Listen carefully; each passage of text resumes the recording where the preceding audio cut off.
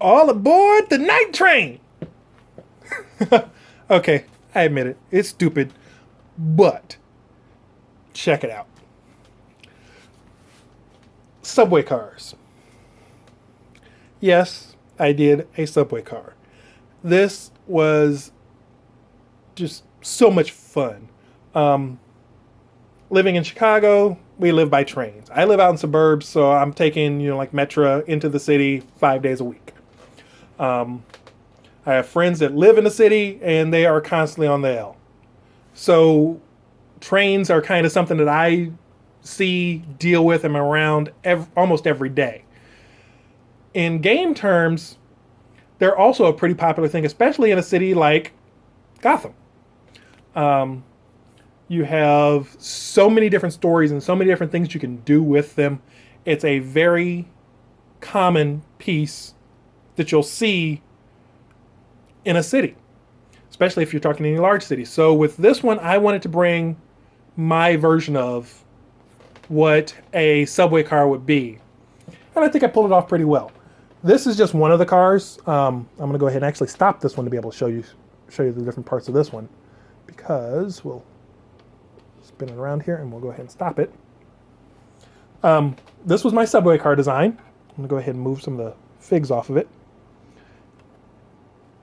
I decided to make it so that you could actually put figures inside of it.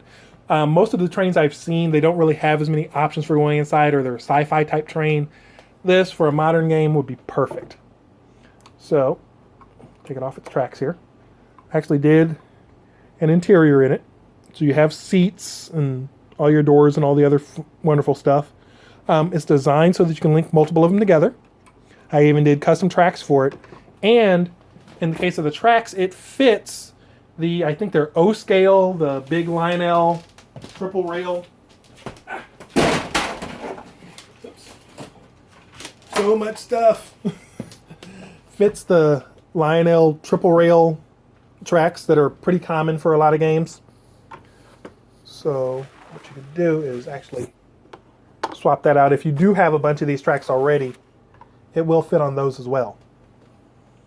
So you're not tied into anything special with it. You can go with the tracks that I built, or even the tracks that you may already have.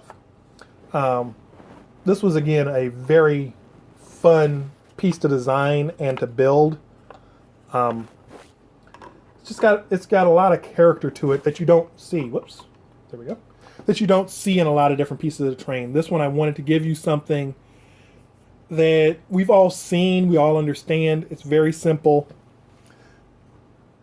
It's just a wonderful piece. I mean, I made sure that the spacing was enough that you could actually put minis up there if you needed to. So you can do a lot of different stuff. It was just a really fun, really exciting piece to give you something, again, that you don't see very often. It's rare that you see trains and those kind of things because they are such big pieces of terrain. With something like this, you're only going to need maybe 2, possibly 3 cars to get the effect that you're wanting across. But if you wanted to go longer, you could. You could build one where you're going the full length of a 6-foot table and just have train after train, or even doing a train yard where you have all different kinds of trains. So it gives you some more options and some more design ideas and things to play with. Now, to go along with the trains, though, I needed to come up with a few other pieces. So I'm going to clear some space, and I will be right back. Okay, so if you're going to have train, you might as well have a train stop. So that's what I did here. Now, this one I'm still painting on, so please do not critique the painting. It's more about seeing the actual model itself. So I did a train, and what's nice about it is when the cars are on the track, they're raised up enough so that the step off of the platform, you actually step up into the train just like you really would. So it gives you, again, that extra element. I made sure there was enough space that you could easily get your hand under to put minis and those sorts of things. And it's just a nice piece to go along with the train. So if you're setting up a table, for example, You'd put one of these down and a row of tracks, and then you're set. You now have a very well fleshed out scene for your battles and those kind of things to happen on. In fact, if I can find it, woo, if I can find it in the box, I also did, because, you know, I'm that kind of person, if you're going to have a train, and we'll get that off of there, and hopefully I don't drop that. There we go. I even did the railroad crossing. Again, it's one of those, if you're wanting to build a scene, if you're not just setting up a table, but you're actually building up a narrative and those sorts of things, that's where something like this comes in. It gives you the option to build those things that you normally see in real life, you'd have at your game table. And this one does tilt up and down, so you could, if you wanted to, tilt it.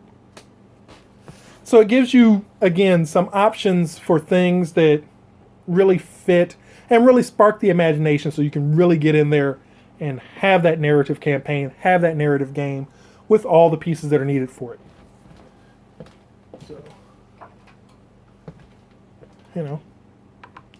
So you've now got trains. There's still more stuff. As you can tell, it's been a while since I posted, so I've got a ton of stuff left to show you guys. Are you kidding me? You know, I've even got little things like, you know, just a few minor things hiding that we will get to in just a moment. Stay tuned, guys. More videos to come.